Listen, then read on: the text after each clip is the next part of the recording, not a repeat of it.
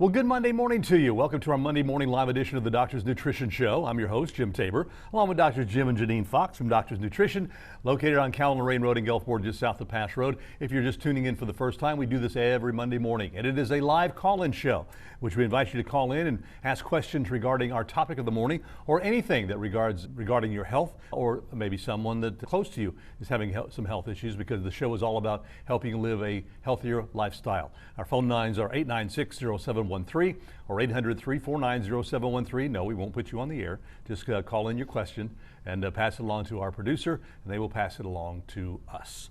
So we're talking about something that it's been a while since we talked about, but more people have it than you can actually realize, and that is leaky gut.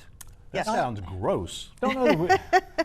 Well, I mean, if you think about it, our gut normally leaks a little bit, if you will, because as we eat food, it's digested, and if it's digested well enough and down into small enough particles, then it actually goes through the gut wall into the portal system and into the nourishes blood. the body. Yeah, I mean, it goes into the body, right? I mean, like it's supposed to be. When we say leaky gut, we're talking about the lining of the gut has what we call a tight junction. These little, cells they're not grown together. They actually just bump up against each other, and there's a tight junction there. It's what they call the tight junction. And there's a lot of proteins and so on that actually keep that junction tight so that big particles can't get through. Small stuff can get through, the small, really digested foods. The nutrients. Nutrients, right. Now, the problem you get into is when we have leaky gut, then bigger particles that aren't quite digested as well as they should have been yet, maybe a little too early, that kind of thing. And when that happens, now we've got stuff going through the intestinal wall, into the portal system, into the bloodstream. And these particles are big proteins, chunks of proteins and so on, and toxins and all kind of stuff. And they can actually cause a lot of really bad adverse problems to the body. Yeah, the body sees it as invaders. Yeah. And so then you have an immune response, and that's where most of it starts, is the immune response. Right. Yeah. Wow. So leaky gut is something that, I mean, for years ago, people were like, leaky gut, there ain't nothing to that. But there's been a lot of research, and now, is there a difference between leaky gut and irritable bowel syndrome? No, that's part of that. That can irritable be, bowel that can be a symptom. Okay. Can be a symptom of leaky gut. We've talked about that in the past too. Yeah. About IBS, how bad it can be. Conventional medicine, if you go to your GI doctor, they're probably, and you mentioned leaky gut, they're probably going to laugh at you. I mean, seriously. Yeah. Because they still don't want to talk about it. But there's enough research, like she said, that's come out. It says, wait a minute, we're actually seeing these particles and things come through the bloodstream that shouldn't be there. Gut should have kept that out. And so there's enough research to substantiate now that, if you just go into it with an open mind, looks like it's a leaky gut, if you will. And it's kind of a neat name for it, because that's what it is, kind of leaking. I don't know if that's what you call it a neat name for it. It's a neat name. Well, what else would you call it? Like you said, an irritable bowel, a lot of the people that are diagnosed with irritable bowel, they've just ruled out everything else, and they say you have irritable bowel. Right. But you don't have to have irritable bowel to have leaky gut, but you can. But you can. Right. Okay, So because I think of your bowels, I think of intestines. No, that's what. And then I think of gut, I think of your stomach. No, well, we're talking about the whole GI tract. We're talking about the GI tract here. Yeah, actually. And when you're talking about leaky gut, you're talking more about it's more in the intestines. Yeah, from the stomach down. Yeah. The stomach is kind of all the stomach is really is a mixing chamber. I mean, that's all it does. It doesn't really absorb anything. So, where food's mixed up in our stomach and it's dumped into the intestines, and the average adult humanoid has somewhere around 20-some feet, 25, 26 feet of small intestines, and 7, 8, 9, 10 feet. Some people have probably got more, but less. But of the big intestine or the large intestine, and that's where all the absorption, the digestion, absorption, and so on takes place, is in that intestine. I had an uncle that used to, he's a country boy, he used to, when he'd sit down for lunch or dinner or whatever, he'd mix everything up together, then he'd eat it. And I asked him, I said, why do you do that? It all goes the same place anyway. All goes to the same place anyway. He'll get mixed up once it gets down there. So he was right. That's true. It all gets mixed up anyhow. So because that's what the stomach does. But this is really, we see so many, people say, well, leaky gut, you think, okay, well, I got to have gut problems. No, think about things like autoimmune problems. I mean, there's a lot of research now showing that, whoa, this can actually cause the autoimmune responses because, hey, remember those big proteins she talked about? Those proteins go through there the immune system looks at it and says, well, this is different. And so it starts attacking it, and oh, that cell over there, that's the same, I'll just jump on that too. And so you wind up, matter of fact, it's been linked to things like Hashimoto's. We see a lot of that.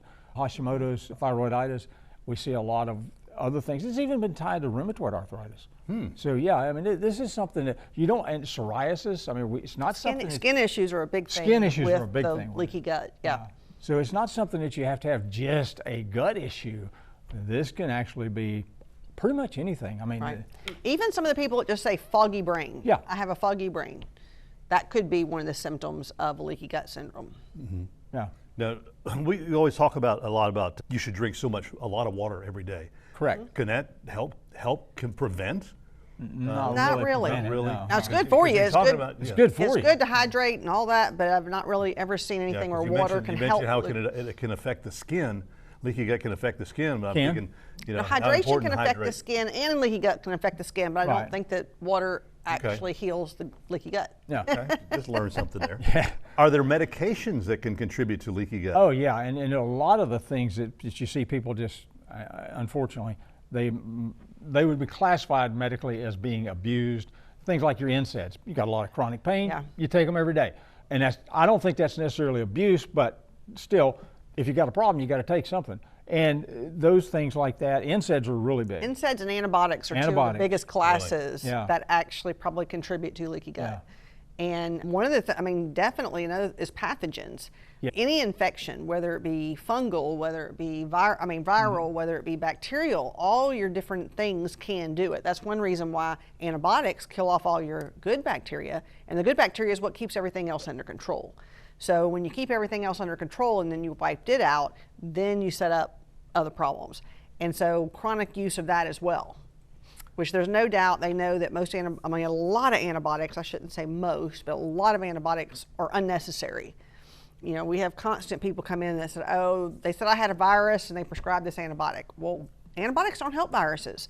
So if you truly have a virus, an antibiotic is not the correct treatment. And then really it's just going to play havoc on your gut. Wow. All Yeah. right.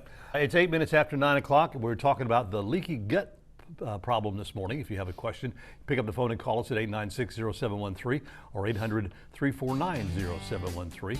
We'll take a break and we'll be back with more information about leaky gut.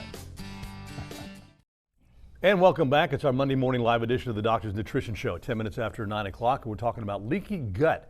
And our phone lines are open at 896-0713 or 800-349-0713.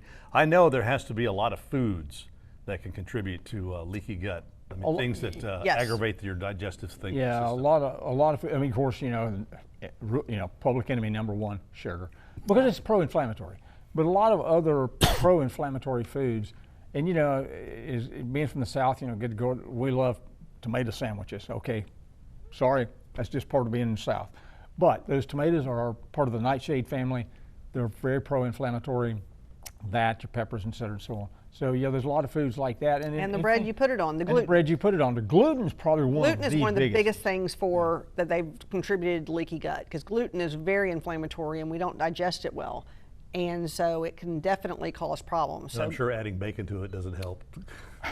Actually, I don't it's think it more, does.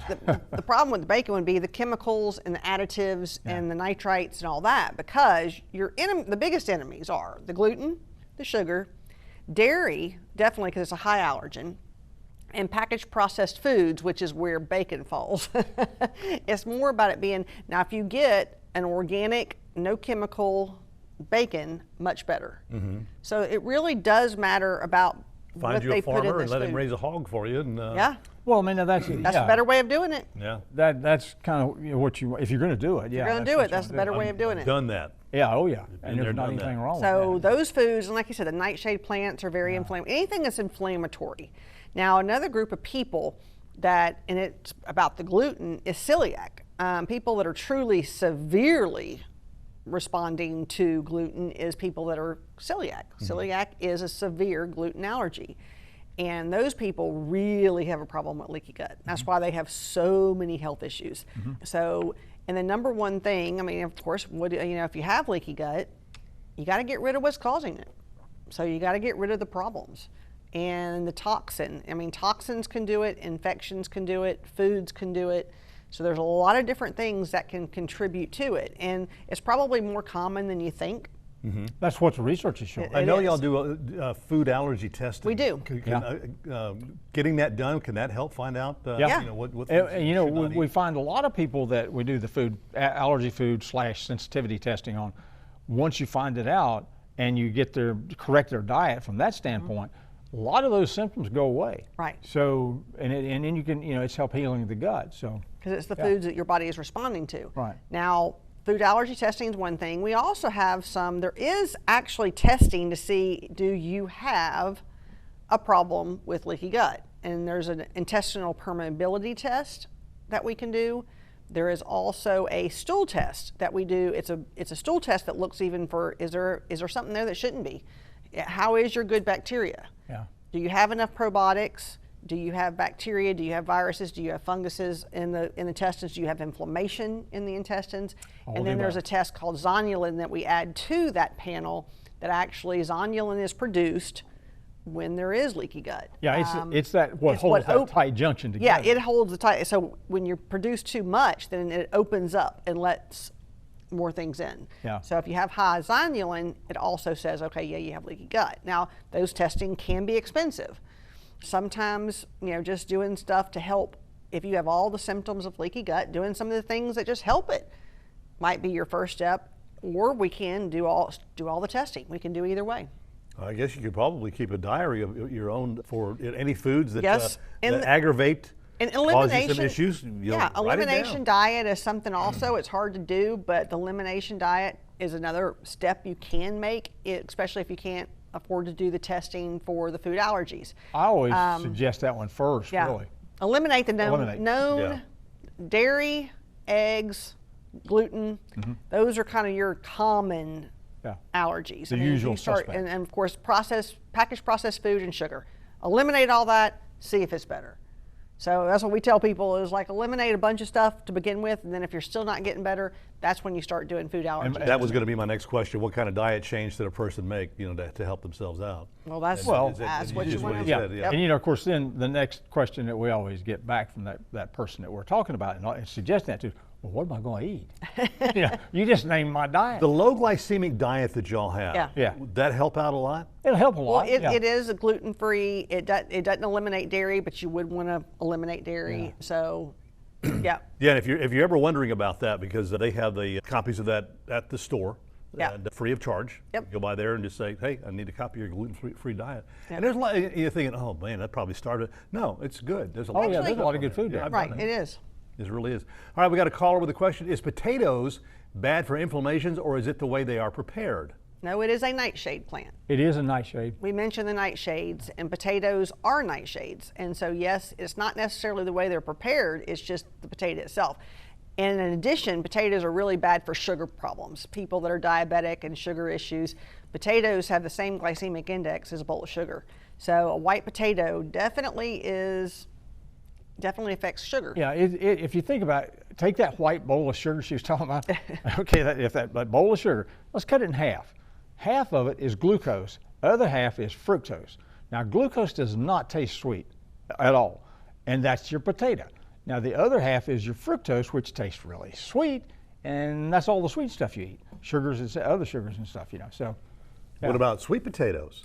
Sweet potatoes they're okay, and you do want, and if you boil them, it does take a lot of the sugar out. But sweet potatoes are better for the inflammatory process, and there's a lot of fiber in sweet potatoes. And any foods that have higher fibers are definitely better for the gut, because Yeah. fiber is, people talk about prebiotics, Right. That's fiber. and prebiotics is fiber. So prebiotics is all your different fibers are prebiotics, and it feeds your good bacteria to make that better. And that is definitely one of the things you can do for leaky gut, is prebiotics, probiotics, digestive enzymes. They're big. Yeah, and digestive enzymes are really big. And we actually use something to heal the gut called GI Essentials. And those together will definitely help leaky gut when you take away the cause. All right. Yeah. Yep. Okay, we got about a minute left in this break. Let's go ahead and take this question. Can you take too many antibiotics? Oh, definitely. No doubt, and because remember that's one of the drugs, if you will, that we talked about leading up to leaky gut. And you get these people that are habitual about every sniffle they have or whatever, they run to the doctor and get an antibiotic. And yeah, you're setting yourself up for failure. I mean, there's no doubt about it. You take way too many antibiotics, and you're not replacing the good bacteria. And antibiotics can be life-saving. They can be. And when you absolutely need an antibiotic, you need them. There's no doubt. But people take them way too often. Yeah. Yeah, and you keep your immune system strong and you stay healthy where you don't need an antibiotic all the time. Well, I've heard people say that you could take antibiotics, to kill the bad stuff in you. It also kills some of the good stuff. It does, like definitely. Antibiotics. Right. Definitely. All right, 896-0713 or 800-349-0713. We got one more break coming up, and as well as our special of the week. It's 18 minutes after 9 o'clock on this Monday morning. We'll be right back. It's 20 minutes after 9 o'clock. It's our final segment of this morning's Doctor's Nutrition Show. Let's go ahead and look at what our special of the week is this week. And it's the GI Essentials, right, that Janine talked about, because it's got everything in it to actually help heal that gut. It's got your prebiotics, it's got the herbs and stuff that are known to increase the mucus, which is a very protective thing for the gut. And it's got glutamine, which is the amino acid that helps the little villi of the lining of the gut grow stronger and bigger. Yeah, the herbs that are in it are the deglycerized licorice, the slippery elm, the marshmallow root, and at the same time it has a type of a zinc called zinc carnosine. And zinc carnosine is known to heal the lining and even help with ulcerations. GI Essentials, we use it for leaky gut, but we also use it for anybody that has Crohn's or ulcerative colitis or any chronic diarrhea problems. I mean, it definitely helps with healing the gut as a whole. And it really is easier to take. It's a powder rather than taking everything separate, because it would be a lot of different pills, because there's a lot in there. And it has a berry flavor, so it actually tastes really good. Yeah, it really does. So it doesn't taste bad either, and it does have a little aloe. And so, like I said, you do have a lot of different things in there to help heal the gut. Now, one of the other things that can help heal the gut that's not in the GI Essentials is colostrum. And colostrum, we have a colostrum powder, and that also is really good at healing the gut. So for the problem as a whole, you want to definitely take away the problem. You want to do your probiotics, prebiotics, and there is a little prebiotics in the GI Essentials, and then digestive enzymes, and then heal the stomach with something like the GI Essentials. So it never hurts. That's why I say you don't absolutely have to test for it, because all those things are really good for gut health anyway. Right. So just healing the gut and making the gut better as a whole. Okay.